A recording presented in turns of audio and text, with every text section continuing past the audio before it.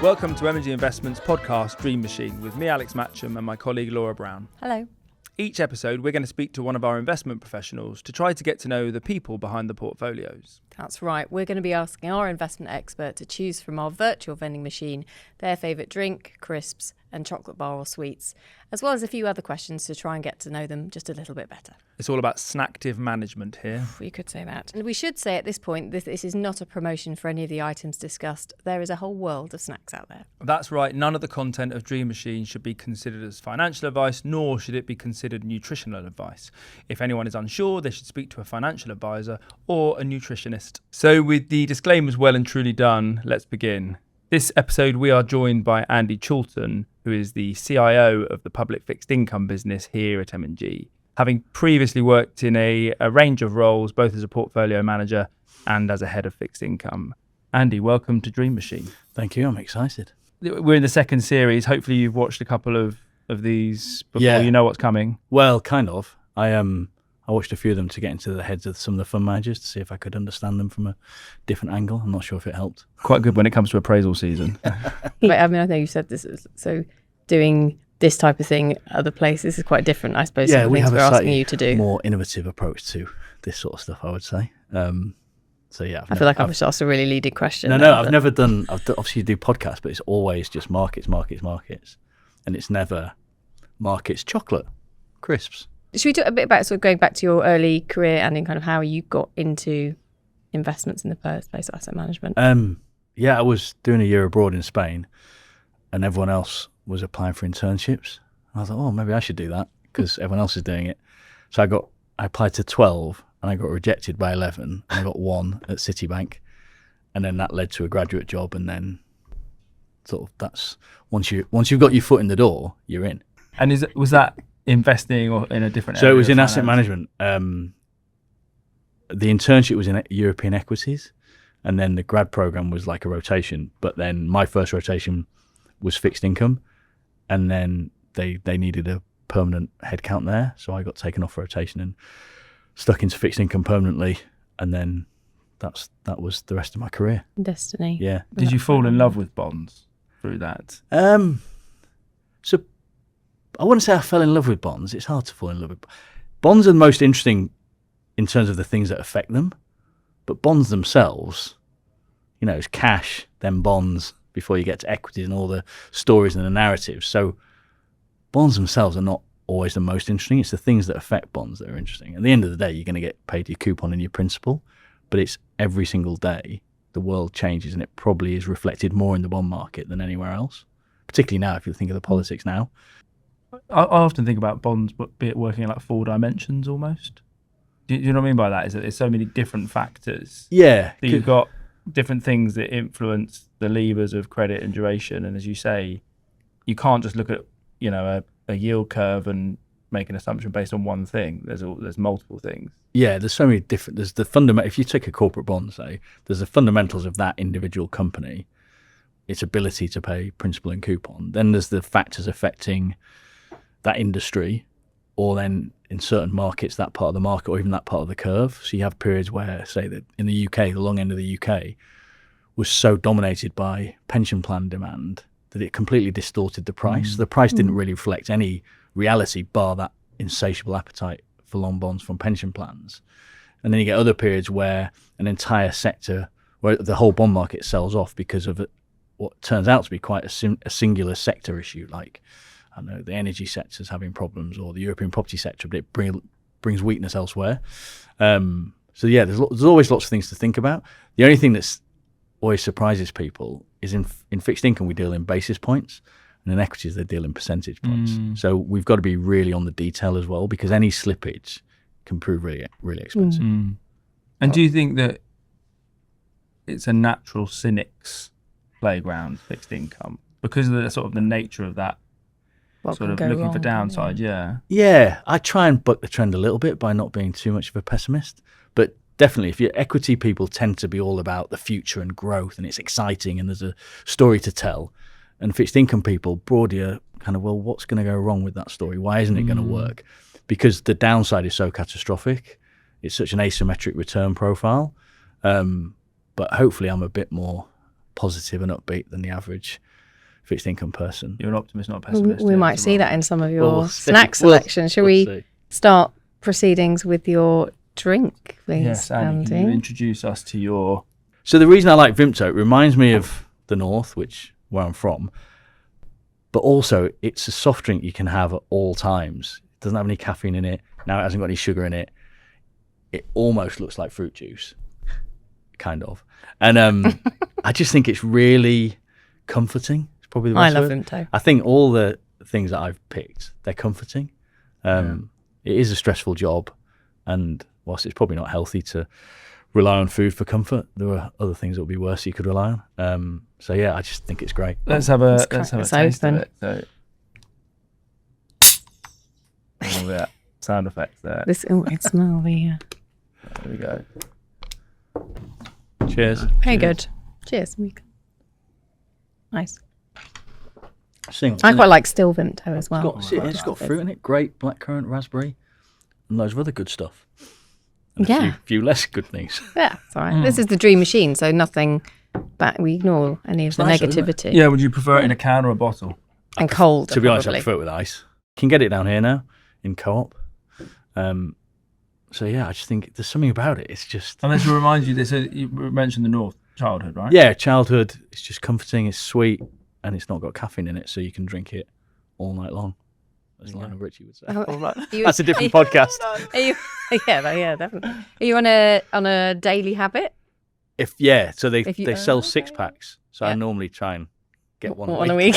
So I take a day off. I think it's healthy to have a break. Yeah, so it's Good. balance. Good. It's all about It is good. all Yeah, about I like balance. What attracted you to come to M&G? What was it in particular that sort of brought you here? I think it's the biggest name in fixed income in Europe. It's what M&G is known for, and it's a real attraction. If fixed income tends to be in the shadow of equities quite a lot, whilst here, because we've got the insurance company link, probably a big part of it, we're the biggest asset class, and it's good to feel that you've got that level of resources that you can plan for the future. You don't have to worry too much about short-term fluctuations. You can plan the resourcing for the future, and then if you look across the stable of PMs that we've got here, I mean, they're just phenomenal. The levels of experience, the expertise, the track records, their ability to have managed their different portfolios in different cycles. And when we show a client a track record, it's the same PM who was running it through the financial crisis, through COVID, through all these different crises. It's the same people doing the job today. The big challenge is to make sure we've got the right people coming up behind them, so make sure we've got succession. And you mentioned there's quite a big gap there between joining Citigroup and M&G. That career there where you ran money as well as kind of ran teams, were there any periods that sort of shaped you as an investor or fixed income leader that you look back on and go, that period of time? You just talked there about running money through different periods. So in 2007, I went to work for a very small shop in California. We had no internal client, no mutual funds. And when we're on the West Coast, so you're in the same neighborhood as the likes of PIMCO and Western Asset Management, people like that, but you're competing with them, and you realize you've got to have a differentiated product. So you've got to have you've got to run money a way that makes sense, but also is differentiated. And then there's one thing; it's probably more in kind of your world on the client side. But my old boss said to me that the day that a client selects you is when your relationship with that client is at its absolute peak, and every day from that day onward, you've got to try and maintain that level of engagement, whether that's how well you treat them in terms of how accurate the reporting is, how timely the reporting is, reminding them the role you play in the portfolio. And it feels like it's pretty useful advice, because it's true, right? When you're at a beauty parade and they pick you rather than the other three managers, that's when you've got your best client equity, and the job from then on is to build that. And then the other interesting thing from the investment side, this firm was quite value oriented on credit, so we would be very defensive and very aggressive in credit when valuations made sense. Coming here, it feels like when I talk to the fund managers here on all the different teams, they all have that same sense of value investing where they don't take risk with their client's capital unless they're paid for it. And it's sort of a more grown up version here with way more resources, way more analysts, way more risk, etc. But I first kind of got into that way of running money way back in. And was that then, because you mentioned 2007, did it mean that you sort of had a fairly good GFC, as it were, through the following years? We had a good start. Okay. And we had a very rocky middle and a very strong finish is how I describe it. But the point is you saw the whole thing. And one of the things we talked to like quite a few of the managers about on the podcast is kind of the sort of emotional roller coaster that you go through as a fund manager. Obviously, you've experienced that and are now managing people going through that. I mean, how do you sort of deal with them? I drink a lot of Vimto, eat a lot of chocolate and crisps. Good. No, it does take a certain amount of character. You've got to be able to withstand scrutiny, because people sometimes compare fund management to sport, but sport, I think, is everything builds to one match at the weekend, whilst fund management, every single day, I can check the performance of every single fund that we run. And you've got to make sure that you have the discipline to look over the longer term, but you're alert enough to be aware of when things are going in the wrong direction. And it's different now because I'm responsible for everyone's performance, but I have no direct say in it on a day-to-day basis, which is a strange situation to be in. So you've got to make sure that you've got the right relationship with the PMs, and you're there as a check and balance, and you're there when they need you to give them support, but otherwise you let them get on with the job and sort of watch from a distance a little bit. But no, it's always interesting when you see people in different roles. So occasionally you might get an investment specialist or a credit analyst or a risk professional or someone in distribution. Someone makes the step and joins an investment team, and they've nearly always got the technical skills. They can learn the technical skills, but can they take the pressure of being scrutinized every day? And that does take a bit of getting used to. And then you notice for each time we've been through a crisis, we had a mini crisis obviously with Liberation Day, quite interesting to see how people handled it. It was really calm. It didn't look like a different day at the office. Obviously TV cameras want to see everyone pounding the table and smashing phones, but it was just like a normal day. Everyone was very level-headed. Should we have our next snack, which I think is crisps? One to crisps. What have we got here? Tell us what we've got here, Andy. So these are Seabrook's salt and vinegar. So it could be any salt and vinegar, but Seabrook's, again, it is a bit of a northern link. Reminds me of growing up. I think they're from Bradford originally. But used to have them, again, sort of, I think sometimes when all the food and soft drinks are like comfort food, right? So you naturally gravitate back to childhood. Nostalgia is key. I'm surprised you got them. It was a bit of I've not seen them down here, so this was a bit of a challenge that you got them. Oh, you get. Well, we can't take the credit, but we got some brilliant people who are excellent sources of these Apparently, things. they're the original crinkle cut. I didn't know that. Oh. But, and brilliant by the bagful, says the strap line. Oh, good crisp. That's a good crisp. That's lovely. I'm pretty certain they don't do truffle flavoured and stuff like that, but I'm sensing you wouldn't go for a truffle flavoured crisp, Andy. I've got to keep true to my roots. I've got my brand integrity. They're good. They're good there. And there's a theme developing here with northern. Yeah, sort of. I think it just shapes who you are a little bit. Where you grow up and the environment you grow up in shapes a little bit of who you are. So, and particularly because I've lived abroad for a long time, lived down here for a long time, but still, even though I've got a family of my own, home is home. In terms of sort of the job can be quite stressful, I would assume. How do you manage that? I'm not snacking, maybe part of that. I don't know, but exercise, those sorts of things. I used to exercise a lot. I don't do as much as I need to, but I was watching the marathon this year, and I signed up. I applied because you always apply, knowing you're not going to get in. And then I got the email saying congratulations. Like, oh my God. So I'm about to embark on my marathon training. Right. No, otherwise it's just experience and perspective. Like, we were talking about before, like the investors here, you've got good people. They've been there. They've been through different cycles before. Two of our biggest sort of flagship strategies here, I think one was launched in 2006 and one was launched in 2007. Not ideal timing given what happened within that sort of 3-5 year period. But if you've got good people who know what they're doing and they've got a process and an anchor, a philosophy that they can anchor to, that they can fall back on, then that'll guide them through it.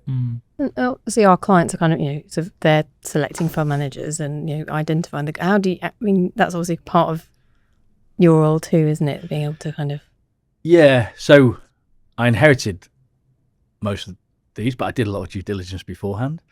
And it was quite interesting, the quality of the people here. I had, once it was public that I was joining, a couple of brokers from the investment banks who'd retired called me and said, "Oh, you wouldn't believe you've just landed the best job ever. The people you're going to work with are just top notch." And they retired. They didn't have any reason to say that, but they did. I think finding when we're looking to add PMs, if possible, you want to try and recruit from within because you know the character. The challenge with an interview is always going to be a snapshot of someone when ideally if they get it right, they're putting their best foot forward. If you can find people who we think have the right intellectual curiosity, the right character, they'll fit in the team, they've got the right work ethic. In a perfect world, you'd get everybody from our entry programs, whether that's grads, apprentices, people who come in through different reasons. If they're in a junior role, every time we've got a junior role on the investment desk, you want to try and look at them first. Because I just think you've got a better chance of the team gelling, because team dynamics are such a weird thing. And so important. And so important. But Yeah. and it's not a case of having 6 people who all think the same and have the same background. It's hard to think what the science is that makes a team work, but you've got a much better chance if you can do that with as deep a knowledge as possible as people who are coming in. That's really helpful. And the outside of performance and numbers and process that you talked about, that more qualitative part of being a fund manager, is that just a gut feel where you can kind of see, that someone, maybe a more junior fund manager, it's actually, that there might be periods of time where the market goes against you, but over your career, have you sort of noticed common traits in people that tend to be good at running money? You've got to have the intellectual curiosity. You've got to have the ability to argue. Not all great investors are great people, I would say, because sometimes they're so focused on that perhaps they lose some of the softer skills. I think we're lucky here that we don't have any people like that. We've got a lot. It's quite interesting. Over the summer, we had summer interns to see how much time the most experienced people on the floor spend with summer interns to sort of share their knowledge and help them along and stuff like that. But otherwise, you've got to just have a bit of resilience. You need an ego, but you've got to know when you're wrong as well, because no one's right all the time. So that's the bit that's challenging. You mentioned sort of the interns, and I suppose thinking about the industry and AI and other things going on. How do you think about kind of that building that suite of people that come through, and how that mixes with At the moment, AI I think we're using it to make everybody more efficient rather than changing what they do. We're probably at that stage. Yep. I think when you look at grads, you do want grads who are a bit more technically proficient, but fundamentally, I think it's the willingness to step outside the box, to be a bit different. Because if you just follow the market, you're never going to make any money. You've got to have a contrary view, and sometimes. I think that's time for now. Talking of contrarian, I think you brought 2. Well, because I wasn't sure if it was chocolate and sweet or chocolate or sweet. Oh well, I mean, you've gone for both, and That's that is a hedging my winner, bets. to be honest. Anyway, So what do we got here, Andy? What have we got? So Cadbury's Heroes, just because it's got to be Cadbury's chocolate, and they're all good, apart from the eclair, maybe. I think the eclair's probably keeps the price down. it's not really very chocolatey, is it? Well, no, It's a exactly. toffee, isn't it, really? Well, although the fudge is good. But no, I think you can't go wrong with Cadbury's, and you can't go wrong with pretty much anything in the Heroes box. So that's one half of the selection. And then the other half This is good for your marathon. is Jelly Babies.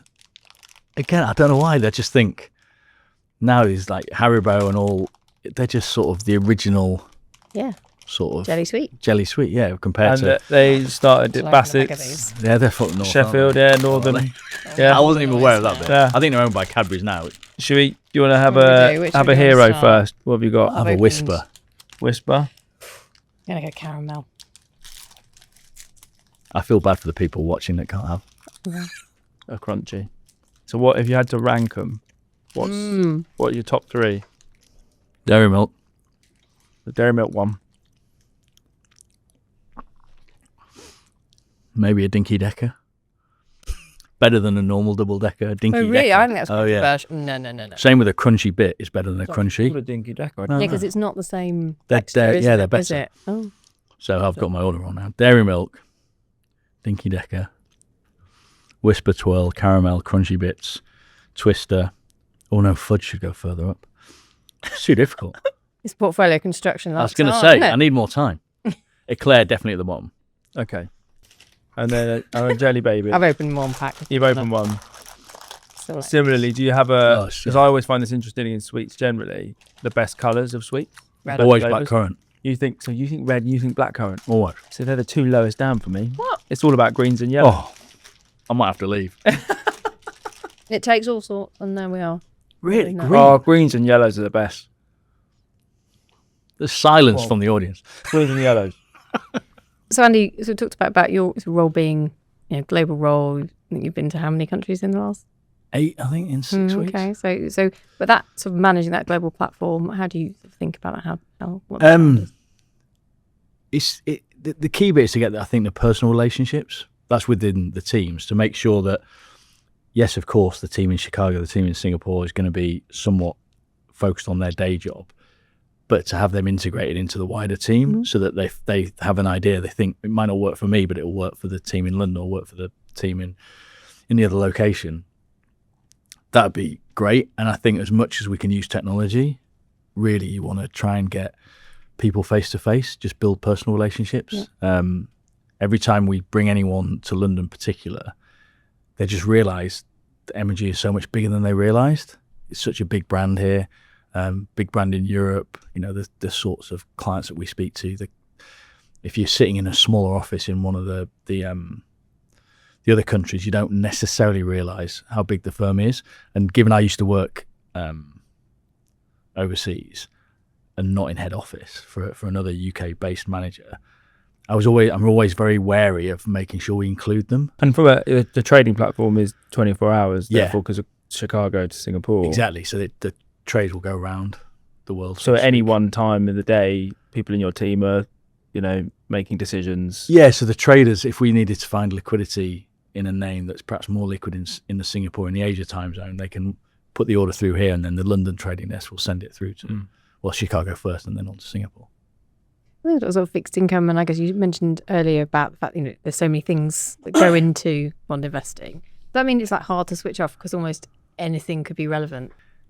You wake up in the morning, or you wake up in the middle of the night, you just have a sneaky check on your phone, and someone has said something. There's always something happening, particularly in geopolitics. Did you find it hard to then sort of relax, or you're able to sort of? Yeah, I'm probably not that good at relaxing. But that's because I really like what I do, and I think I want everyone to be successful. I want everyone to enjoy it, and I've got the responsibility of making sure that we create the right environment for everyone to do the best they can. So you're always trying to think of there's so many different parts of my role: the sort of client-facing side, the strategic side, looking after the people, performance, risk oversight, all those sorts of things. That there's always something pops into your head at random times. You're like, oh, I need to remember to do that. You mentioned earlier on about investing in sport often being parallel, but actually that they are different. I'm going to ignore that and ask you a question about investing in sports. So I know you like your rugby, so I want you to think about the fixed income asset classes that we have at M&G or you're involved in, and try and kind of draw a parallel between maybe the core positions in rugby, so maybe the forward pack, back line, and a couple of skill positions. Yeah, okay. Go. It's quite a hard one. So I guess solid investment grade, developed market governments is the pack. It delivers yield, should be relatively stable and secure, and it'll back your retirement, give you that solid foundation. What's emerging markets? Emerging markets is the thing that's a bit mercurial that people don't fully understand. So that's like Finn Russell's probably a Fly half, half, or maybe DuPont. You never know what they're going to do. Yeah. Emerging markets will win, but it be a journey to get there. And then high yield, sort of the wingers, a little bit speedy, a bit more volatile. I like that. I think that all that remains and is to thank you very much for your selections, and to Really replay good to you choices. your dream machine. So as your dream drink, we have fizzy Vimto, 0 sugar flavour, ideally cold with ice. Yeah. From a Yeah, can. and From a it brings can. you again Northern Links, Yeah. etc. For your crisps, Seabrooks salt and vinegar crisps, again bring you back to a bit of childhood comfort, Northern brand, solid, Reliable. reliable Crinkles. cup, yeah. Original crinkle. And then as your sweet, we have the dual threat of Cadbury's Miniature Heroes, which, the Cadbury's chocolate being your favourite of those. And then the Jelly Babies, again, Bassett's. A bag of Yeah. blackberry. You didn't say it had to be limited to one, so I used the full opportunity set. Exactly, like the Which full is spectrum exceptionally of strong. investment available to you. Exactly. Brilliant. Thank you. Thank you very much, Andy. Everybody.